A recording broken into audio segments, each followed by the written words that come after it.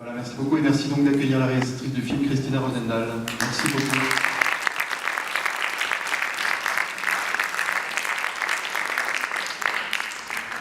Alors, comme d'habitude, vous commencez à être habitués, donc je pense que vous connaissez un peu la règle du jeu. Je me répète à chaque fois, mais je peux évidemment commencer à poser des questions, mais ce qui est bien, c'est que le public participe dès le début. Voilà, c'est un film qui est différent de ce qu'on a montré jusque-là, mais qui, je trouve, d'abord traite d'une période qu'on n'avait pas abordée, qui est la guerre froide, et puis d'un événement dont, en tout cas, moi, je n'avais absolument jamais entendu parler. J'imagine vous aussi. Et je trouve que c'est un film aussi qui, en cette période on parle notamment de tous les lanceurs d'alerte, etc. Je trouve que c'est un film qui fait écho à l'actualité et aussi à, évidemment, sans doute tout un nombre important de catastrophes, de drames qui ont été tus, que les autorités de différents pays ont camouflé pendant des années pendant la guerre froide. Et je trouve que ce film, même s'il traite d'un événement en particulier, fait écho à sans doute d'autres scandales, entre guillemets, de l'histoire de la guerre froide. Voilà. Est-ce qu'il y a des questions dans la salle? Des gens qui veulent intervenir? Non, vous voulez que je pose la première question? Bon. Je vais poser la première question. Non, je voudrais juste, moi, c'est une question que je pose souvent, commencer au départ, c'est-à-dire comment est-ce que tu as eu connaissance de cet événement, de ce scandale, entre guillemets, et pourquoi tu as décidé de travailler sur ce sujet et d'en faire un film? In 2003, my good friend invited me to lunch in a cafe that is mostly populated by politicians making under-the-table discussions. En 2003, un ami proche à moi m'a invité à prendre un café dans un endroit où les politiciens, les hommes politiques se retrouvent en général pour avoir des conversations secrètes et des discussions qui ne sont pas officielles. So I knew that this was not a normal cup of coffee. Je savais que on n'allait pas y prendre un café habituel. And on my plate, she had put the book of Paul Brink that this film is partially based on. Et sur mon assiette, il avait posé le livre qu'a écrit Paul Brink, dont est finalement adapté en partie le film que vous venez de voir. So we called the national Danish television station to ask him if he would be okay with permitting me to make the film, but we learned that he died the year before. Nous avons demandé à la télévision danoise de le contacter pour lui demander s'il l'autorisait l'adaptation de son film, mais on a appris qu'il était mort juste un an auparavant. So I contacted his widow and she accepted that I could make the film. J'ai contacté sa veuve et elle a accepté qu'on fasse un film à partir de ce livre. The reason why I made the film was I think I was very shocked and stunned reading the book because it's about a culture of closed doors in the political system, and I was just very fucking provoked about that. La raison pour laquelle j'ai eu envie de faire un film, c'est que en fait j'étais très choqué d'apprendre cet événement, qui est le symbole de toute une politique qui se fait derrière des portes fermées, et j'étais vraiment outragé d'apprendre dans le livre tout ce qui s'était passé.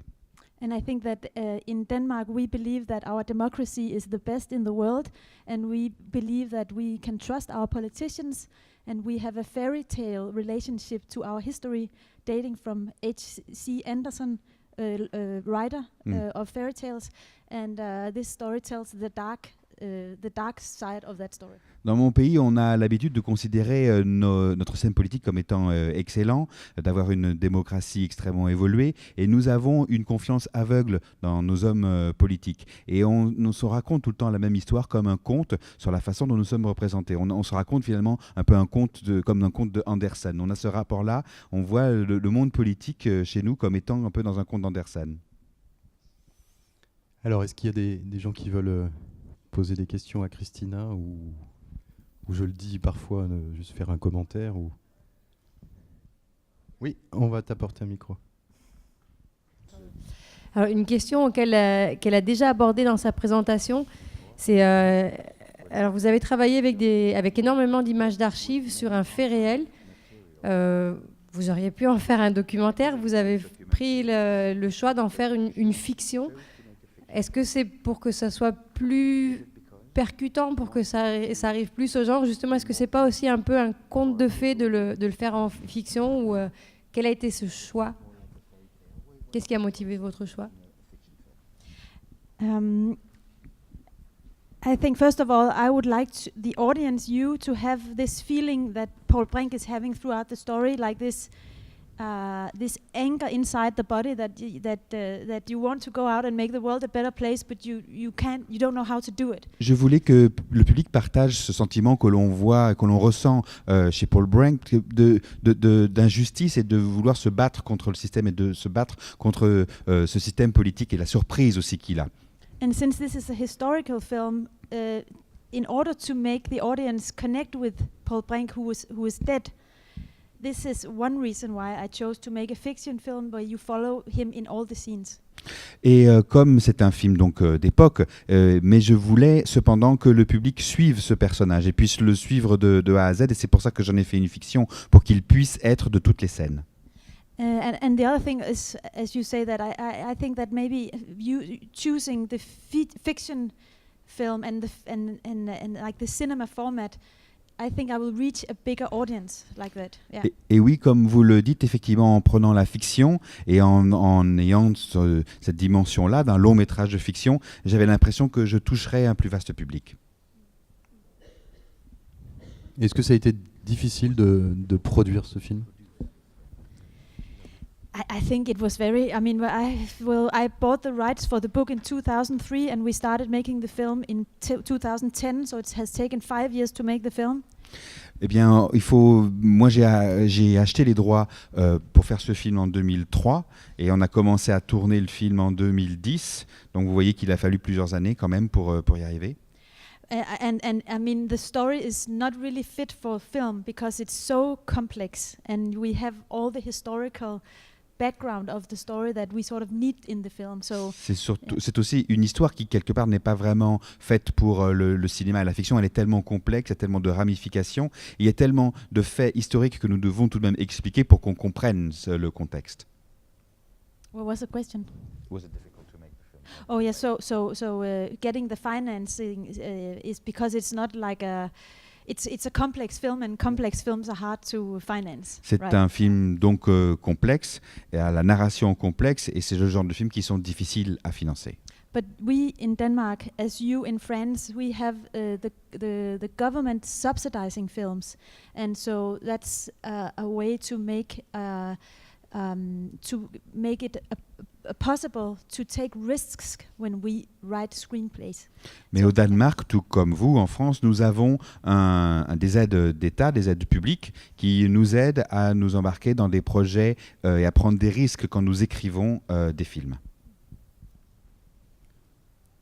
Oui, j'avais plusieurs questions. Moi.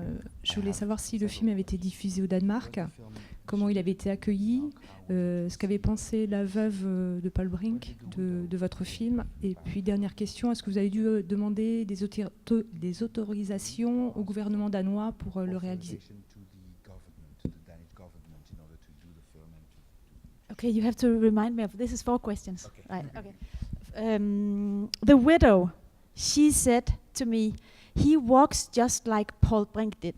La veuve m'a dit, votre acteur, il a la même démarche, exactement la même démarche que Paul. So for me, that was a big success. She was happy with the film. Et qu'elle soit satisfaite du film, c'était pour moi une grande victoire. Yes, the film opened in April, and it received like extremely good reviews. And a lot of politicians were really pissed about the film. Le film est sorti en avril au Danemark. Il a reçu des critiques enthousiastes, et beaucoup d'hommes politiques ont vraiment donné l'impression d'être très emmerdés par ce film. Especially the guy called Niels Helvig that he's walking after down the hallway. He was extremely pissed with me. Et également, dont celui qui s'appelle Niels Helvig, et que l'on voit dans le couloir aller et venir dans le film, et qui était très en colère contre moi. And the little scene he's telling Paul Brink when they have had the interview, he's turning towards Paul Brink and he says, are you doing this for yourself or to the public, because the public is not interested. This is something that he told me in a phone conversation during my research, and I put it in the film. Et en fait, quand il dit dans le film, quand il dit la pole, est-ce que c'est quelque chose que vous faites pour vous-même ou est-ce que vous faites ça vraiment pour le public? Parce que le public, ça ne l'intéresse absolument pas.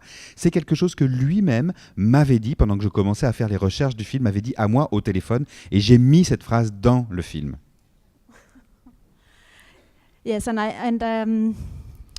I think the film caused a huge debate and was all over the press for a month. Everyone discussing how this film says something about the time we live in now. Je pense que le film a ouvert un débat vraiment au Danemark et que il dit quelque chose. Tout ce débat a parlé et a évoqué ce qui se passe vraiment au Danemark à l'époque, mais aussi ce qui se passe aujourd'hui. A permis d'évoquer ce qui se passe aujourd'hui au Danemark. We had an attack of a Jewish church, which maybe was a terrorist attack 2 months before the film came out, and we had a big discussion if surveillance cameras should be allowed all over the place. And I think in many ways that the question that I want to ask in this film, how much elbow room do we want to give people in power when we feel threat sort of connected to that situation? 2 mois avant la sortie de ce film, une synagogue a été attaquée, une bombe qui a explosé dans notre pays, dans une synagogue. Et le débat, du coup, a vraiment porté sur est-ce que nous devons autoriser la vidéosurveillance à grande échelle dans ce genre d'endroit-là, et aussi quelle est finalement la marge de manœuvre que nous devons donner à nos hommes politiques pour agir dans des moments de telle crise. Is that okay? Oui, il y a une question là à droite. Alors bonjour, moi ma question c'était sur le fait que l'acteur qui joue Paul Brink, ou le personnage, est toujours très souriant, a toujours une bonne humeur dans toutes les situations, bon sauf quelques situations. Et est-ce que c'était recherché, que c'était fait exprès, ou c'est parce que Paul Brink avait mis dans son livre qu'il était toujours de bonne humeur, que c'est les Danois qui sont comme ça?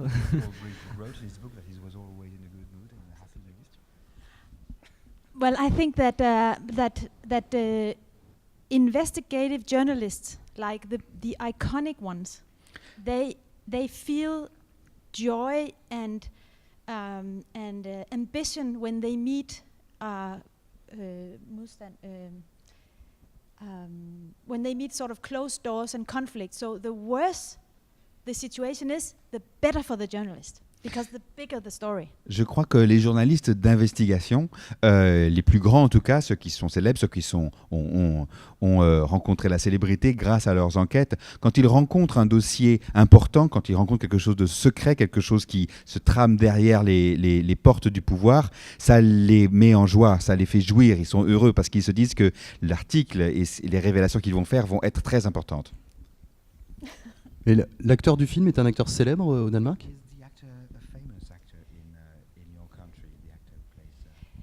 He played the lead in Thomas Vinterberg, who made Festen, like the celebration, famous film from the Dogma movement. He was playing the main character in that, and this is his first very big role. So il a joué dans des films de Thomas Vinterberg, selon le Dogme, ce réalisateur dont vous avez entendu parler. Il a joué dans plusieurs de ses films, et là c'est sans doute son premier grand rôle.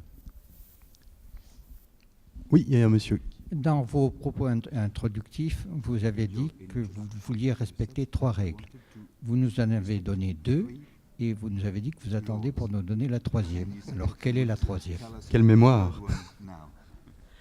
So the third one was in order to avoid like the cliché of this kind of film saying that governments are always lying to the people. La 3e règle que je m'étais donnée, c'était que pour éviter le cliché de ce genre de film où on dit que le gouvernement ment aux populations tout le temps. So how I did this was to ask a question, and the question is, how much elbow room do we give to people in power in times of great threat to a nation? Et je me suis posé la question, quelle est la marge de manœuvre que l'on doit donner aux hommes politiques dans ces moments-là? So I think the film is constructed like this. We follow the journalist all through the film. up to the point where he reads the letter. Le film est construit comme suit. Nous suivons le journaliste jusqu'à ce qu'il découvre l'objet, jusqu'à ce qu'il découvre la lettre. When he reads the letter, we cut to a sequence that is trying to explain why the prime minister in 57 had to act like he did. So we talk against the journalist in that sequence. Pendant qu'il lit la lettre, on passe à une séquence où on explique la situation de l'époque et on explique les raisons qui ont mené le gouvernement à agir de la sorte. Donc quelque part à ce moment-là, on se dissocie du propos du journaliste et on va contre lui, on explique. Yes, because the journalist was not born in 1956 when Soviet invaded Hungary, and this was like a huge crisis. I mean, it was a catastrophe in Europe, and I think that our government and our people had been very, very afraid at this time. Ce journaliste n'était pas né en 1956 quand l'URSS a envahi la Hongrie, et alors que le gouvernement avait connaissance de ces événements-là à l'époque, et les avait vécus, et en nourrissait une grande peur, une grande crainte. Okay. Est-ce qu'il y a d'autres questions? Moi, je voudrais faire c'est une question, mais sur la mise en scène et le choix de mise en scène. Je trouve que le film est haletant et construit comme un polar. Le sujet est sérieux, il y a des images d'archives, ça parle d'un événement fort, mais en même temps, je trouve qu'on regarde ce film comme on regarde un polar, et le film est rythmé. Et il y a aussi la musique qui n'y est pas pour rien, je trouve, qui peut sembler étonnante. Enfin, le choix peut sembler étonnant. Mais est-ce que vous pouvez nous dire quelques mots sur ce choix de mise en scène dès le départ et puis la musique? Well, I'm a child of pop culture. I grew up in the 80s with Depeche Mode and Kraftwerk and all these inspirations. And so I feel I have to be honest towards that when I make films about heavy stuff also.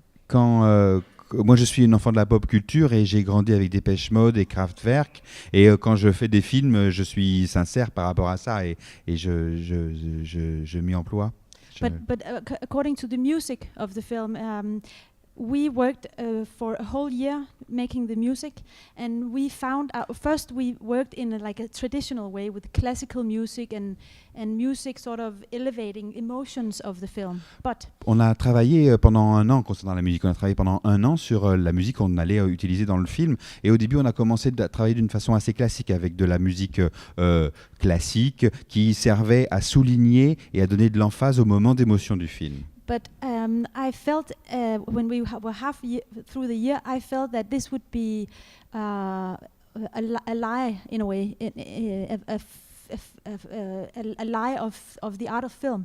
I changed the music into something which is totally mechanical and has no manipulative emotional effect on the audience. Mais j'ai pensé, par rapport au sujet de ce film, qu'on entretenait un mensonge en utilisant de la musique comme ça. Et j'ai voulu utiliser la musique d'une façon beaucoup plus mécanique et de façon qui ne soit pas manipulée, de façon de ne pas manipuler l'audience avec le public avec la musique. Donc d'utiliser les choses complètement différemment.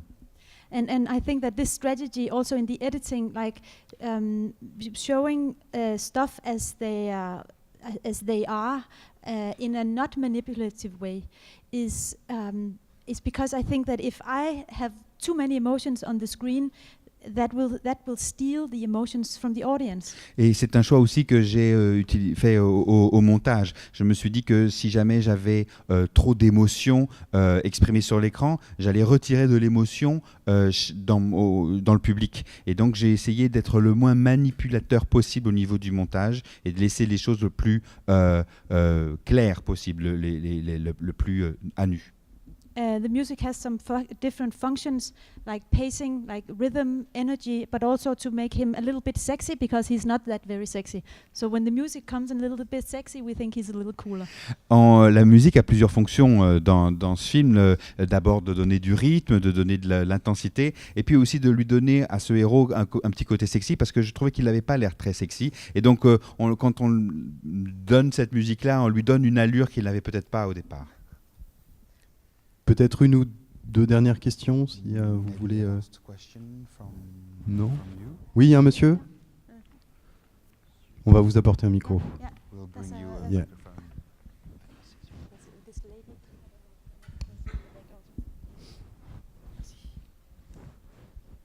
Est-ce que vous pourriez nous dire ce qui est devenu la bombe qui était sous la banquise? Est-ce que vous pouvez nous dire, si c'est possible, ce qu'elle est devenue, s'il y a moyen de le dire? This is one of the big questions that people still fight about. C'est une des grandes questions pour lesquelles les gens essaient d'avoir une réponse. So I have talked to some politicians, and when they talk to me alone, they say, "Of course, the bomb is there still." J'ai parlé à pas mal d'hommes politiques qui m'ont dit, quand on se parlait en tête à tête, qui me disaient, bien sûr, la bombe est toujours là-bas. But when we ask them in the public, they say it's not there. Mais quand on leur pose la question en public, ils disent non, il n'y a rien. And a lot of the documents about the searching for the bomb are still classified for many years, so we won't know. Et de nombreux documents qui retracent la recherche des bombes sous la mer, sous la banquise, sont toujours classifiés, et pour de nombreuses années encore, donc on ne sait pas. But do I think the bomb is still there? Yes, I do. Mais si vous me demandez si moi je pense est-ce que la bombe est toujours là, je dis oui, bien sûr, je crois qu'elle y est. Je crois qu'il y avait une autre question par là, non?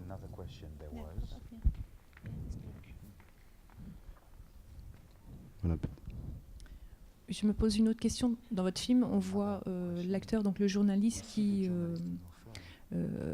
est suivi, enfin, il est un peu inquiet par rapport à sa vie et je pense à sa famille. Est-ce qu'il a, mais on ne voit pas de lettres ou de menaces ou de choses comme ça. Est-ce que vous les avez pas retranscrites dans votre film ou est-ce qu'il n'en a jamais reçu?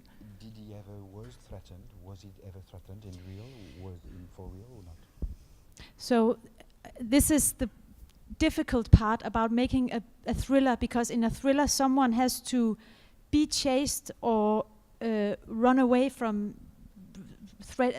life-threatening danger. And since this is based on a true story, I had to stay very true to the research about this subject matter. C'est la difficulté, puisque dans un vrai thriller classique, effectivement, le personnage central doit être poursuivi. Il doit être l'objet d'une chasse, il doit être poursuivi par quelque chose ou par quelqu'un.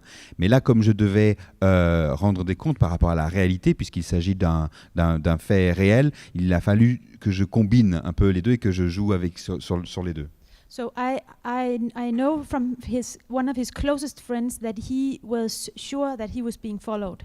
Je sais de la part d'un de ses amis les plus proches que lui était convaincu d'être suivi. And writing the book, he sent the book, the manuscript to 7 different places in order to be sure that there was one copy available. Et quand il a terminé l'écriture de son livre, il en a envoyé une copie, un exemplaire du manuscrit avant publication à 7 personnes, dans 7 endroits différents, de façon à s'assurer que le livre ne serait pas détruit, ne serait pas perdu.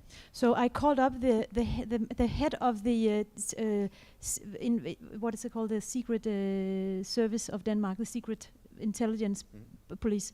So I called up the guy who was the leader at this time when it happened, and I pitched Paul Brink's political relationship himself, his work, and I asked him, would you have been following him, and how would you have done it? And he told me how it was, of course we would have followed him. Yeah. And how that would happen, and this is how we wrote the scenes. J'ai pris contact avec le directeur des services secrets danois de l'époque et je lui dis voilà, quelqu'un qui a ce profil-là, qui avait ces activités-là, est-ce que c'est quelqu'un que vous auriez surveillé? Et il a dit oui, bien sûr, naturellement. Et donc effectivement, on me confirme qu'il était probablement suivi. Voilà, je ne sais pas, à moins qu'il y ait encore une dernière question, mais sinon je peux... Non. Bon, je crois qu'on peut féliciter Christina pour ce travail. Et merci beaucoup. Et si vous voulez poursuivre la discussion, Christina, je pense, peut se rendre disponible dans le hall. Il n'y a pas de problème. Voilà. Merci à tous.